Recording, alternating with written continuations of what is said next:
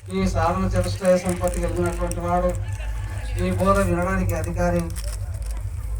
మరి బోధకు ఎవరు అధికారి అంటే ఎరకలేనటువంటి వాడు.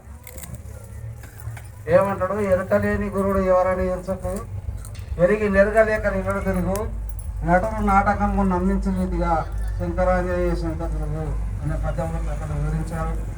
అయితే వాళ్ళ నడక అతీతంగా ఉంటుంది. ఎందుకంటే వాళ్ళందరూ అన్ని గురువుకి సమర్పించి వికరణ శుద్ధితోన మరి గురువు మీద భారం వేసి గురువాజ్ఞకు భద్రై నడుస్తున్నటువంటి వాళ్లకు ఆ స్థితి తెలియక ఏర్పడేది, తెలిసి ఏర్పడేది కాదు, తెలియక ఏర్పడేది ఎక్కలేని స్థితి. ఎట్లా అంటే నటుడు నాటకము నమ్మించే రీతిగా అంటే ఒక పాత్రధారి రాముడిని తీసుకుంటే ఒక నటుడు రాముని పాత్ర వేసి సీత కొరకు ఎంతో ఏడుస్తాడు, కష్టాలు పడుతాడు, అడుగులకి తిరుగుతాడు. ఆ కథ అంత రామాయణం అంతా మీకు తెలిసిందే ఉన్నది. అయితే ఆ నటుడు మాత్రము ఏడ్చినట్లు బాధపడ్డట్లు మనకు కనిపిస్తుంది. విచారించండి మీరే, తన లోపల ఏమైనా దుఃఖం ఉంటుందే ఆ పాత్ర వేసినటువంటి వానికి. కానీ ఆ నటన మాత్రం మనకు బాధకు గురైనట్టు ఉంటుంది. అట్లా పరిపూర్ణ బోధ గురువుడు ఆ విధంగా ఉంటాడు.